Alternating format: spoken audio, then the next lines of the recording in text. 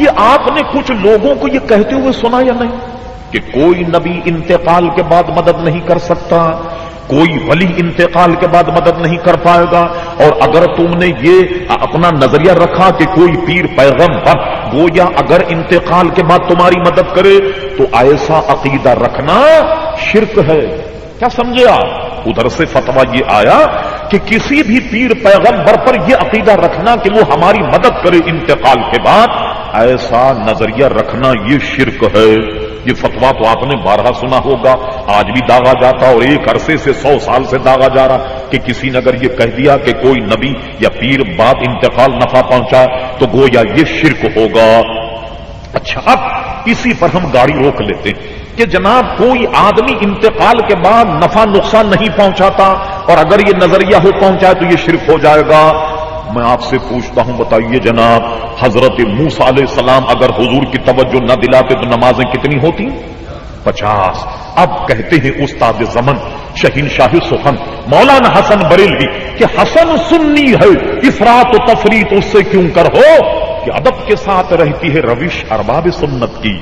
ہم گالی نہیں دے رہے، گزارش کرتے ہیں ایک، وہ یہ ہے کہ جس کا عقیدہ یہ ہو کہ نبی انتقال کے بعد نفع نہیں پہنچائے، اسے کو بیٹا تو پڑھ پوری 50 پڑھ، اور ہمارا چونکہ عقیدہ یہ ہے کہ نبی بعد انتقال نفع پہنچاتا، ہم تو پڑھیں گے 5، اس لیے کہ ہمارا چونکہ عقیدہ ہے اور تمہارا عقیدہ ہے کہ نبی نفع نہیں پہنچاتا، اور میں تو کہتا ہوں اس عقیدے پہ عمل ہو جائے، قسم خدا کہ مسئلہ حل ہو جائے۔ ایک آدمی چلا نیو کراچی سے فیڈل بی ایریا پہنچا تو نماز کا وقت، گھنٹے ہیں 24، نمازیں ہو گئی 50۔ کیوں صاحب؟ اگر 1 گھنٹے میں 2 نماز کا بھی حساب کریں تو 48 ہو گئی یا نہیں؟ 2 اور بچ گئیں۔